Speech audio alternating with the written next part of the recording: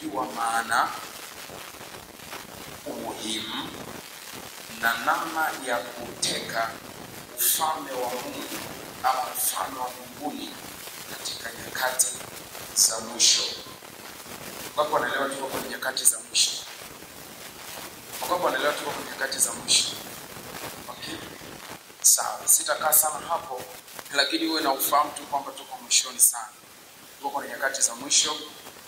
Mambo mengi aliyokuwa ameyasema Yesu walipomuuliza habari ya dalili za kurudi kwake na habari za mwisho wa dunia yanatimilika, yalitimilika na yanazidi kutimilika. Kwa ukiangalia kila kitu kiko wazi kabisa. Mambo yaliyonenwa na nabii Daniel kwa habari ya ongezeko la maarifa, kwa habari ya utandawazi viko zaidi sana. Sio maana yake ngapi wadau wa ChatGPT. Okay. Sawa. Hayo yote yanatupa picha kwamba tuko kwenye nyakati za mwisho. Teknolojia ni kubwa. Mtu anaweza kufanya kitu chochote wakati wote, anaweza aka-edit. Kuna mambo ambayo mwanzo yalikuwa si rahisi kufanyika, na tunapoendelea tunaona kwamba yanawezekana. Na kitu cha kushangaza ni kwambia tu kwamba hata watu ambao wanagundua na wao wanashangaa. Siku nilikuwa nimetulia ninasikiliza BBC, ni mambo ya kushangaza. Yaani kila mmoja anashangaa, kumbe hili linawezekana. Hili linawezekana. Mambo ambayo yalikuwa mwanzo hayawezekani ama yanadhaniwa kutokuwezekana sasa yanawezekana. Jina la Bwana libarikiwe sana. Sasa nataka nikwambie tu hayo yote kwa Mungu sio mambo mageni. Sisi tunayoyaita ufumbuzi ama teknolojia mpya, discoveries, kwa Mungu hizo ni past experiences. Yaani mambo ambayo tayari yalishatokea, yalishakuwapo. Kwa hiyo anapoyafunua kwa uchache na kwa sehemu, hatua kwa hatua, kwetu yanakuwa kama ufumbuzi. Jina la Bwana libarikiwe sana. Lakini kwa Mungu ni mambo ambayo hakuna jipya mbele zake. Mambo aliyojua na alishayasema kwa Daniel, kwa kinywa cha Daniel na kwa kinywa cha Yesu. Kwa sitaki kukaa sana hapo kwa habari ya mwisho wa dunia, ila kitu kilichonifanya niweze kuweka hicho kipengele cha nyakati za mwisho, kwamba kujua ufalme wa Mungu, kujua maana ya ufalme wa Mungu, lakini pia kujua umuhimu wa ufalme wa Mungu na kujua namna ya kuteka ufalme wa Mungu katika nyakati za mwisho, kwa sababu kuna kitu cha kipekee kwenye nyakati za mwisho. Moja kati ya kitu Biblia inasema kwa sababu ya kuongezeka kwa maasi, upendo wa wengi utafanyaje? Utapoa. Alafu Paulo anamwambia Timotheo kwamba nyakati za mwisho zitakuwa ni nyakati za hatari. Kwa kuna neno pia hatari linatajwa kwa kinywa cha Paulo. Lakini Yesu anasema kutakuwa kuna ongezeko la maasi ambalo litasababisha kupoa kwa upendo. Kwa kipindi ambacho tuko nacho sasa hivi ni kipindi ambacho kuteka ufalme wa Mungu katika maisha ya mtu binafsi na katika eneo inahitaji nguvu ya kipekee. Na ndio maana lazima ufahamu nini maana ya ufalme wa Mungu. Alafu ufahamu umuhimu wa ufalme. Alafu uwe mmoja kati ya mawakala wa kuteka ufalme wa Mungu katika dunia tulionayo na kizazi chetu. Kama anaelewa tuzungumze. Sasa tuangalie moja kwa moja maana ya ufalme wa Mungu. Tutakuwa tunaenda kusudi na mtumishi wa Mungu. Leo tutaangalia vipengele viwili. Kipengele cha kwanza tutaangalia maana, na nitaenda kwa mfumo wa kufundisha sababu ninakusudia na nimekusudia kuelewa. Sawa watumishi wa Mungu, kwa nitaenda kwa mfumo wa kufundisha, lakini tukaenda taratibu kidogo, lakini nataka uelewe. Kwa hiyo tutaenda pamoja na mtu wetu wa IT. Nipatie Luka 16:16. Tunaanza na eneo la kwanza kuelewa maana ya ufalme wa Mungu, alafu tutasogea mpaka kwenye umuhimu. Kesho tutamalizia kipengele cha mwisho namna ya kuteka ufalme wa Mungu. 16:16. Tusome kwa sauti 1, 2, 3. Torati na manabii vilikuwako mpaka Yohana. Tangu wakati huo habari njema ya ufalme wa Mungu hutangazwa. Na kila mtu hujiingiza. Kwa hiyo habari ya ufalme wa Mungu hutangazwa haijaanza leo Ebeneza anaposimama mbele ya wanatafsiri. Ilianza tangu siku za Yohana Mbatizaji. Na ili tupate picha ya pamoja, naomba nikupe brief. Nataka nikuchukue kidogo nianzie nyuma. Tunafahamu wote kwamba Mungu alipokuwa anaandaa mpango wa kurejesha tena nafasi ya mwanadamu ambayo walipoteza pale kwenye bustani ya Edeni, alianza kwanza na mtu mmoja anaitwa Ibrahim. Sio maana yake? Yes, alianza na mtu mmoja anaitwa Ibrahim. Ni kawaida ya Mungu. Mungu anapotaka kukutana na watu huwa anamchukua mtu. Maandiko yanasema palitokea mtu ametumwa kutoka mbinguni, jina lake nani? Yohana. Lakini alitumwa aje aitengeneze njia ama aandae mioyo ya wana wa Israeli kumpokea Yesu. Sio maana yake? Lakini pia alikuwa ametumwa mmoja anaitwa mwana wa Mungu ili aje kurejesha nafasi ya wanadamu walioipoteza bustani ya nini jamani? Eden. Sasa Mungu alikuwa ameanza na Ibrahim. Alipokuwa ameanza na Ibrahim, kutokea kwa Ibrahim anazaliwa Isaka. Isaka anamleta Yakobo. Yakobo anabadilishwa jina, anaitwa nani? Israeli. Kwa kutokea kwa Yakobo anazaa watoto na wana wa Yakobo wanaitwa makabila ya nini? Ya Israeli. Jina la Bwana libarikiwe sana. Kwa hiyo yote ni kwamba Mungu alikuwa ana target ya kurejesha tena uhusiano wa mwanadamu na yeye, kumrejesha mwanadamu kwenye position yake kama wakala wa ufalme wa Mungu duniani. Sawa tumishi wa Mungu Kwa hiyo analeta taifa la Israeli, na kutokea ndani ya taifa la Israeli maandiko yanasema walikuweko manabii mbalimbali walikuwa wakitabiri habari za ujio wa Yesu.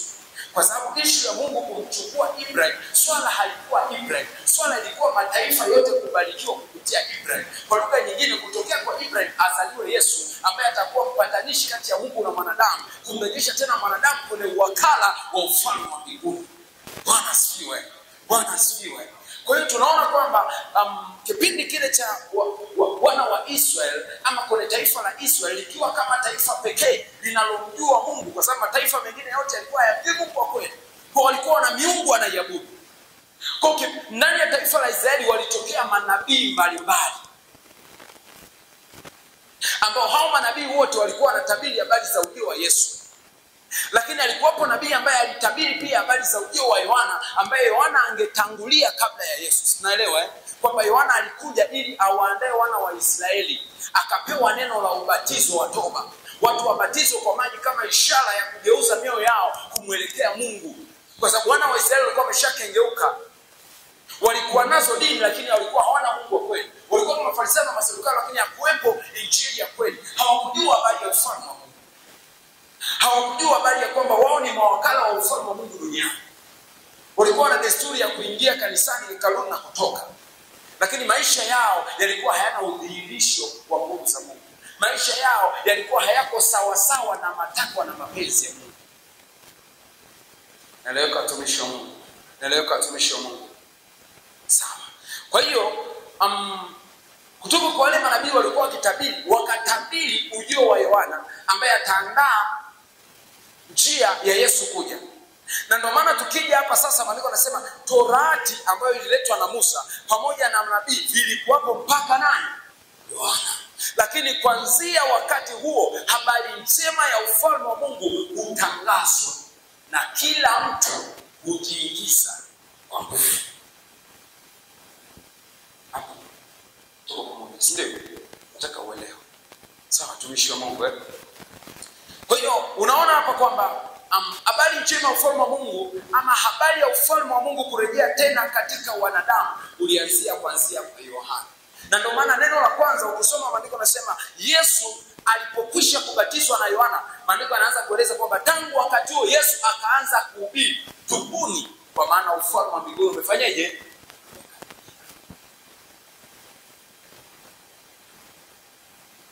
Sasa ni nini maana ya ufalme wa Mungu? Tumishi wa Mungu, nataka unipatie kifungu hichi. Hapa tumepewa neno ufalme wa Mungu. Sasa nataka tuone nini maana ya ufalme wa Mungu. Tupatie kifungu kwa ile niliyokupatia. Tunaelewa kwamba Biblia ina version nyingi. Sio maana yake watumishi wa Mungu kuna version nyingi za Biblia. Tuna hii ya Kiswahili, Swahili Union Version SUV. Lakini kuna Biblia za Kiingereza pia tunayo ile media ama common ambayo tunaitumia kama mama, King James Version. KJV. Sio maana yake. Lakini ukiachana King James tuna various versions. Hizi versions pia kama ni mtu ambaye anapenda kustudy the word of God, unatakiwa kujifunza pia kutumia various versions. Kwa sababu pia zinakusaidia kukupa tafsiri sahihi ama kukusaidia kuelewa kwa usahihi neno la Mungu, kitu kilichokuwa kinamaanishwa. Sawa watumishi wa Mungu. Kwa hiyo nimechagua hii version kwa sababu ni the simplest na inatueleza direct alipokuwa anazungumza habari ya ufalme wa Mungu alimaanisha nini. Inaitwa Translation for Translators, T4T. Unaweza ukaitafuta kwenye Play Store na ukawa nayo. Sasa tusome kwa sauti pamoja. Mnaoona 1 2 3. The laws that God gave Moses and what the prophets wrote were in effect what you needed to obey until John the Baptizer came. Since then, I have been preaching about how God wants to rule people's lives in a new way. And many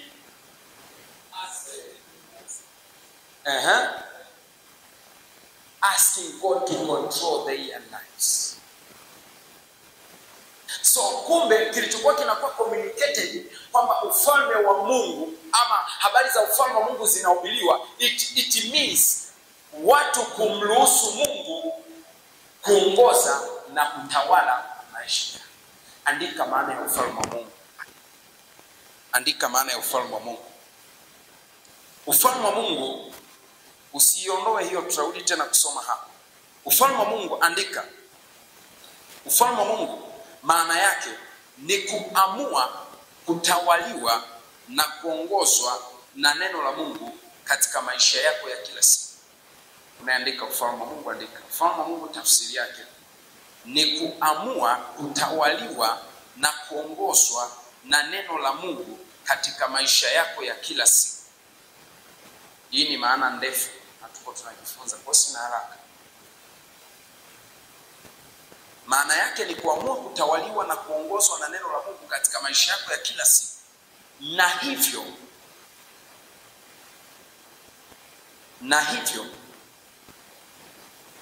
kuifanya ibada yako na maisha yako ya wokovu vimpendeze Mungu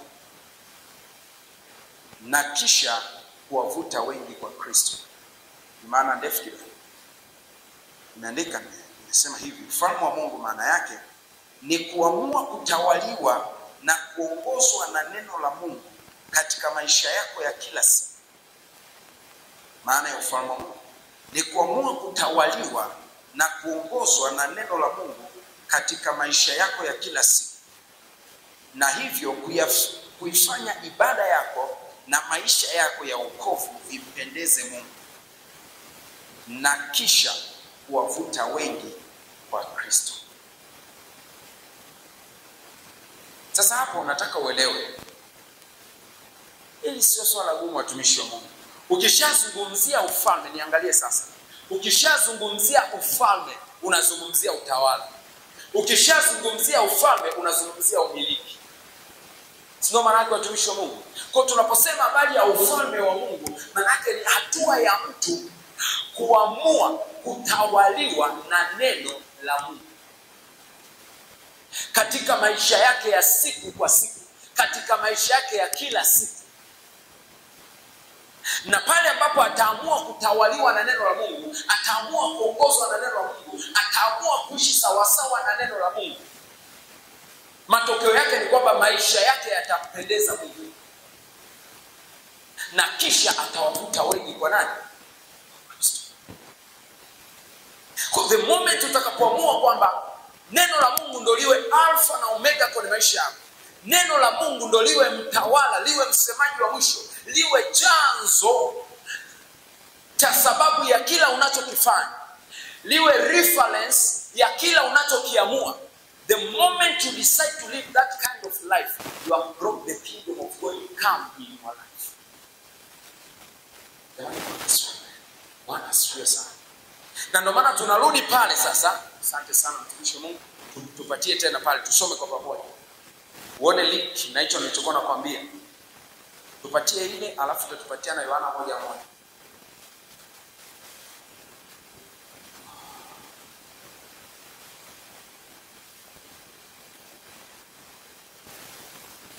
Tupatie ile T4T.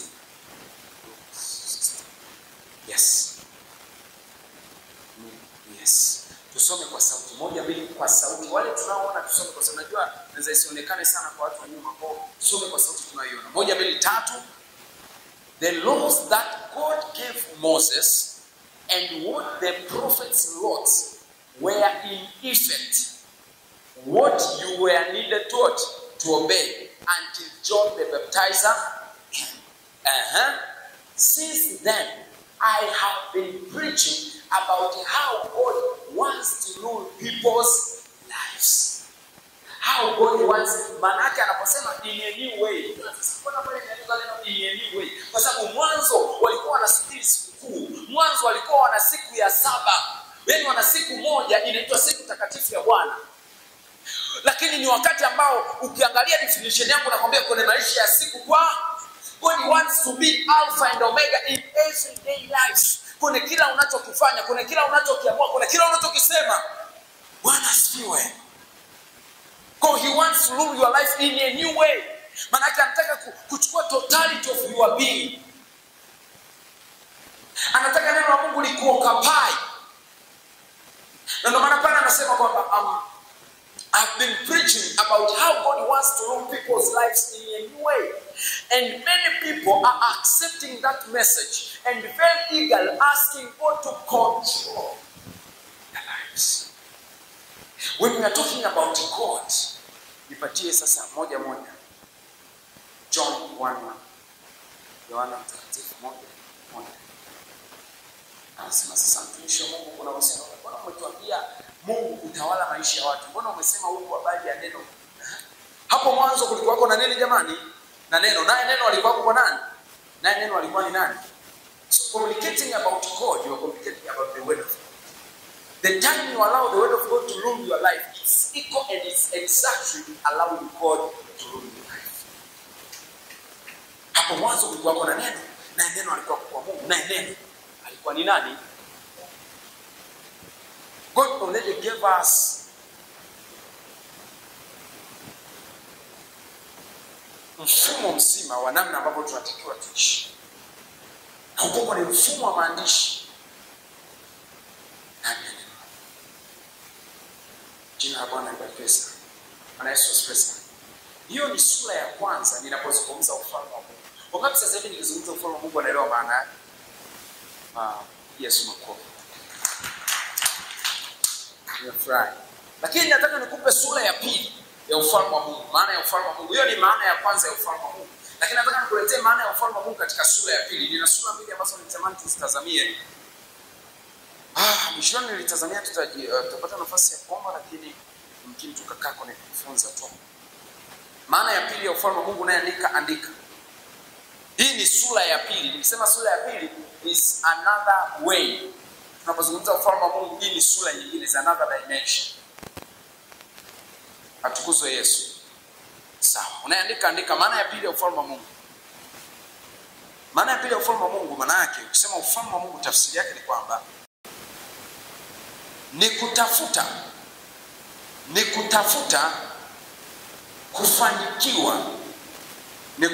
kufanikiwa kwenye mifumo yote ya maisha.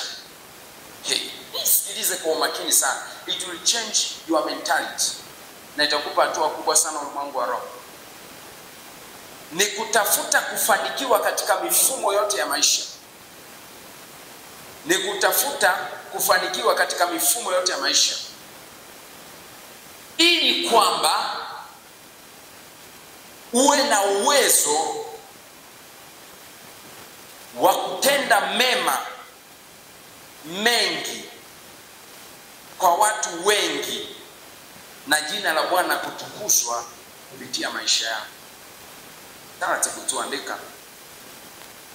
Ni kutafuta kufanikiwa katika mifumo yote ya maisha ama katika nyanja zote za maisha, in all aspects of human life. In all aspects of human life. Ni kutafuta kufanikiwa katika nyanja zote ama mifumo yote ya maisha, ili kwamba uwe na uwezo wa kutenda mema mengi kwa watu wengi na hivyo Bwana kutukuzwa kupitia maisha yako. Na hivyo ama na matokeo yake Bwana kutukuzwa kupitia maisha yako. Bwana kutukuzwa kupitia maisha yako. Watu kumshukuru Mungu kwa sababu ya uwepo wako. Watu kumtukuza Mungu kwa sababu ya matendo yako mema. Ni mtu kutafuta kufanikiwa. Tusoma Biblia katika kitabu cha Mathayo sura ya 6 mstari wa 33. Maandiko yanasema, "Utafuteni kwanza ufalme wa Mungu na haki yake," si ndio? "Na hayo mengine yote mtazidi." Seek first the kingdom of God and his righteousness. Kwa anapozungumzia kutafuta kwanza ufalme wa Mungu tafsiri nyingine ni mtu kutafuta kufanikiwa kwenye mifumo yote ya maisha, kwenye nyanja zote za maisha, ili kwamba awe na uwezo wa kutenda mema mengi kwa watu wengi. Na kwa sababu hiyo Mungu kutukuzwa kupitia maisha ya huyu mtu. Jina la Bwana kutukuzwa kupitia maisha ya huyu mtu. Mungu kupokea utukufu kwa sababu ya maisha ya huyu mtu. Sawa, tumishi wa Mungu. Hiyo ndo maana ama sura nyingine ya ufalme wa Mungu. Nipatie Wakorintho wa pili sura ya 9 mstari wa 8 na wa 12. Wakorintho wa pili sura ya 9. Tusome kwa sauti 1, 2, 3. "Na Mungu aweza kuwajaza kila neema kwa wingi." Kila neema kwa wingi. Neema ya kuwa daktari bora, neema ya kuwa mfanyabiashara mkubwa, neema ya kuwa na familia bora. Anaweza akawajaza kila neema. Neema ya kuwa na understanding kubwa ya ufalme wa Mungu, ili kuwapa wengine ufahamu juu ya ufalme. Hiyo neema kwa wingi in all life aspects. Kuwa na afya tele. Kila neema kwa wingi. Nazungumzia all life aspects. Sio tu kuwa apostle, sio tu kuwa evangelist, no, kuwa daktari bingwa, kuwa mfanyabiashara mkubwa. Neema kwa katika mifumo yote, kufanikiwa katika mifumo yote, ili uwe na uwezo wa kutenda mema mengi. Usiishie tu kusema ninatamani ningesupport ule mkutano, lakini uwe na uwezo wa kudraw from your account na kusupport mkutano na wengi kumjua Mungu. Bwana asifiwe. Kwa unapokuwa unatafuta kufanikiwa, ili uwe na uwezo wa kutenda mema kwa wengi, uwe na uwezo wa kusaidia wengi waliotakiwa kufa kupona kupitia udaktari wako, uwe na uwezo wa kusaidia wengi ambao wana uhitaji, because you cannot help anyone if you don't have the capacity to help. So you must first seek the capacity. You must first succeed in that area. Jina la Bwana libarikiwe sana. Bwana Yesu asifiwe sana. Bwana Yesu asifiwe sana. Bwana Yesu asifiwe. Kwa anasema, "Na Mungu aweza kuwajaza kila neema kwa wingi, ili ninyi mkiwa na riziki za kila namna siku zote," sio baadhi ya siku, sababu ufalme wa Mungu katika new ways. Na leo Yesu anasema Mungu anataka awatawale katika mfumo mpya, katika mfumo wa kila siku. Sio riziki za siku moja, uwe na riziki za kila namna siku zote, mpate kuzidi sana katika kila tendo Yesu. Alafu mstari wa 12, nipatie mstari wa 12. Nimekwambia matokeo yake ni nini? Mstari wa 12. Anasema, "Maana utumishi wa huduma hii hauwatimizii watakatifu riziki walizopungukiwa tu." Sio tu kwamba watu waliotakiwa kufa watapona, sio tu kwamba watu watahubiriwa injili na wakaokoka. Haishi hapo. Ukuu wa hicho ulichokifanya ni kwa sababu anasema, "Maana utumishi wa huduma hii hauwatimizii watakatifu riziki walizopungukiwa tu, bali uzidi sana kuwa na faida kwa shukrani nyingi." Apewazo kwa utukufu mwingi unaorudi. Na ndio maana utakapoamua kwamba ninataka nifanikiwe, this is different from selfish. Unajua kuna ile kwamba I want to be somebody, seeking for vain glory, seeking for self glory. Kwamba nataka niwe mtumishi, nikisimama kuhubiri, nikisimama yani watu wanapona tu. Sio kwa sababu unataka watu wapone na jina la Bwana litukuzwe, kwa sababu unataka uwe mmoja wa watu wanaotumika kupona. No, it's not that way. That's not the kingdom of God. Sio wewe kuwa mtu fulani. It's not to find a status. not to find your glory. It's not to be someone among people. No.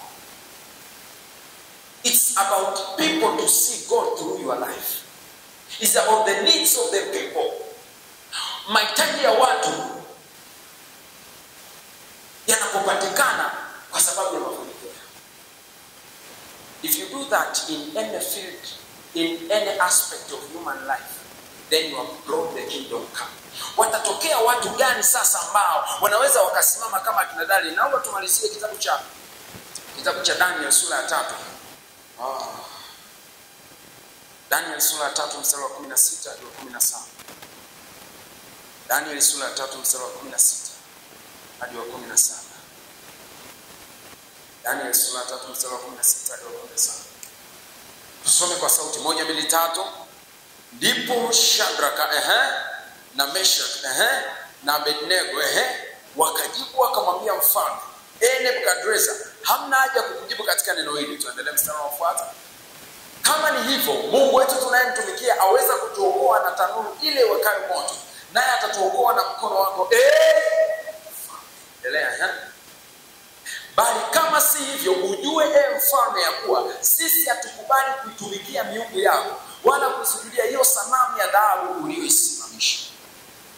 Ujue ya kwamba sisi pamoja na kwamba tuna nafasi katika serikali, hatutatumia fedha za umma kwa ajili ya manufaa binafsi, lakini watu watanufaika na fedha za serikali kwa sababu tumesimama kwenye nafasi.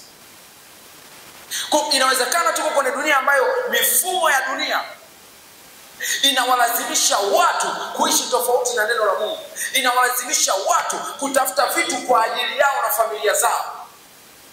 Lakini inabidi wapatikane watu ambao wata bring the kingdom of God in those positions. Kama ananielewa ninachozungumza. Ndio maana hawa watu walikuwa wamelizia na wameamua kuishi sawa sawa na neno la Mungu. Kwa maana ya kwanza na sura ya kwanza ya maana ya ufalme wa Mungu niliyokupa. Na walikuwa wako tayari kuishi sawa sawa na neno la Mungu kwa gharama yoyote. Maandiko yanasema msiabudu miungu. Kwa Shadraka, Meshach na Abednego walikuwa wanaelewa kwamba Mungu tunayemwabudu sisi huwa hapokei ibada iliyochangamana na ibada ya Mungu mwingine. Anaabudiwa yeye peke yake na yeye peke yake kwenye maisha yetu. Kwa pamoja na kwamba kuna mfumo uliletwa ambapo nchi yote, watu wote waliokuwepo Babeli walitakiwa kuabudu miungu ama ile sanamu aliyosimamisha Nebukadreza. Hao watu wakasema hapana, tunamfahamu Mungu tuliye naye na sisi tunajua ni wana wa ufalme, ni mawakala sisi wa ufalme wa mbinguni. Ni lazima watu wamjue Mungu wa kweli, ni lazima watu wamwabudu Mungu wa kweli. Jina la Bwana libarikiwe sana. Mfalme akasema, okay, are you serious with what you are saying? Akaandaa tanuru kama moto. Na ndio maana kesho tutaendelea mbele zaidi. Kwa sababu the moment utakapokuwa na hii understanding, alafu ukaanza ku make decision, najua kutokea hapa kuna rafiki yangu mmoja ambaye anainuka anasema mimi sitatutafuta kuwa daktari, ila kupitia mimi watu wengi watapona. Sitatafuta tu kuwa mtumishi mkubwa wa Mungu, ila kupitia mimi nataka Mungu ajidhihirishe. Kuna watu wengine wana kitu cha kiuponyaji. Kuna mtu akiona watu wanateseka, I have anointing to a level of helping these people. Imani Bwana asifiwe. Imani Bwana asifiwe. Kuna mtu unaelewa, kuna vijana wenzetu wengi wanapotea wengine kwenye bangi. Every kind of evil things are everywhere around the world now and at high intensity. Ukifungua tu simu ukienda anywhere you go, nani atakayeokoa? They don't know about the word of truth. Hawajui habari ya kweli ya Mungu. Hawajui habari ya Yesu. Hawajui kwamba kuna moto wa milele. Hawaelewi kwamba hapa duniani tunaishi kwa kitambo. Who can rise up? You need to have that in mind. Hauishi kwa ajili yako, unaishi ili Mungu atukuzwe. Unatakiwa ufanikiwe sana. Na ndio maana tunataka uombe sana. Tutaangalia kwa uchache kesho. Tunataka kwa nini tunaomba sana? Kwa nini tuombe sana? Kwa nini tutafute kujifunza neno la Mungu? Kwa nini tuimbe sana? Waimbaji wa Mungu walikuwa wanaimba mahali hapa, wanatuongoza kwa nini tufanye haya mambo sana? Kwa sababu we need to build capacity. Kwa sababu maandiko yanasema kila mtu hujiingiza kwa nguvu. Unahitaji kuwa na capacity. Samahani, tumalizie 11:12. Simama hadi ulipo. 11:12 kitabu cha Mathayo 11:12. Alafu tutasoma kwa sauti wakati tunamshukuru Mungu. 11:12 Mathayo. 11:12 Mathayo tunamalizia. Mathayo 11:12. Tusome kwa sauti kuu. 1, 2, 3. Tangu siku za Yohana Mbatizaji hata sasa ufalme wa mbinguni hupatikana kwa nguvu. Hebu mtu mmoja aseme hupatikana kwa nguvu. That is the way. Ya namna unapopatikana, upatikane kilele mama. Unapatikana kwa nguvu. Do you know? By force. I could give you an example. Nilipokuwa Kaswet, I gave them an example. Tunaposema upatikana kwa nguvu, tunamaanisha. Alafu aishia hapo, anaendelea mbele anasema nao wenye nguvu. So sio kila mtu anaweza kaongeka ufalme wa Mungu. Msidhani watu kila mtu anataka aishi maisha matakatifu wakati mwingine. Lakini sio kila mtu anafanikiwa kuishi. It takes power to resist sin. It takes power. It takes power to resist the systems. Kuna mifumo watumishi wa Mungu. Kuna mifumo, yani kuna namna imewekwa kwamba huwezi kufanikiwa bila rushwa. Hauwezi bila kuwa muongo. Yani kuna mifumo iko duniani, kuna vitu vimeshamilishwa. Hauwezi kuishi maisha matakatifu. Hauwezi kuwa mdada bila 1, 2, 3. Kuna mifumo ipo. You need to resist them. Ili the kingdom of God ije. Unataka sababu ufalme wa Mungu si kuishi sawa na neno la Mungu. Kwa unataka uishi sawa na neno la Mungu. You need to force it. You need power. That's why we need to pray. That's why we need to fast. That's why we need to engage in these gatherings, communions. Jina la Bwana libarikiwe sana. Bwana Yesu asifiwe sana. So that to build capacity. Inaweza kuwa wakati unaomba, wakati unakuja fellowship kila siku, it seems like you are wasting time. It seems like you are not doing something, unaelewa? Kwa sababu faith has two sides. Imani ina pande mbili. Kuna ule wakati ambao kina Petro alikuwa anakaa na Yesu. Kuna baadhi ya mapepo yanawashinda, unaelewa? Lakini wanaenda naye mlimani. Kuna mtu akienda mlimani wanalala, lakini baadaye anawaamsha tena. Lakini baadaye ndio vivuli vyao kai Ramanaswata. The same Peter. It takes time to walk with God. It takes time. It may seem like you are wasting time, but keep praying. Keep waiting in the presence. Keep reading the Bible. The time comes. And remember, tunakwenda ni kubaya kuliko tuliko. Raise your hand and God. Mwambie Mungu asante. Father, we thank you. Thank you for the first day. Asante kwa ajili ya siku ya kwanza. Umefundisha neno lako. You have given us the understanding about the kingdom. Umetupa sura ya kwanza ya kwamba tunapozungumzia ufalme wako Bwana, ni kuamua kuishi sawa na neno lako. Ni kuamua kutawaliwa na neno lako na maisha ya kila siku. Bila kujali gharama itakuwaje. Shadraka, Meshaki na Abednego walikubali kufa. Kuna wakati itabidi tupoteze heshima tulizo nazo mbele za watu. Kuna wakati itabidi tusieleweke na watu. Kuna wakati itabidi Bwana tukataliwe na kila mtu. Kuna wakati itabidi tuonekane ni kama hatuwapendi watu. Lakini lengo letu Bwana tuishi sawa na neno lako. Mungu, tunaomba neema yako sasa Bwana. Na ndio maana tunakuja mbele zako kwa moyo wa shukrani kwa ajili ya kutufunza na kutupa maarifa na hekima. Na tena unatufundisha kwamba tunatakiwa kufanikiwa na kutafuta kufanikiwa katika kila eneo la maisha, katika uchumi, katika eneo la siasa, katika kila mfumo wa maisha ya mwanadamu, ili kupitia sisi watu wengi watendewe mema, ili barabara zijengwe ndani ya taifa la Tanzania, ili mambo mbalimbali makuu yafanyike kama yanavyoendelea kufanyika hata sasa. Bwana, tunatamani kuwa mawakala wa ufalme wako. Tunatamani kuwa mawakala wa ufalme wako. Tunatamani kuwa mawakala wa ufalme wako. Asante kwa uaminifu wako na kwa rehema zako. Katika jina la Yesu aliye hai.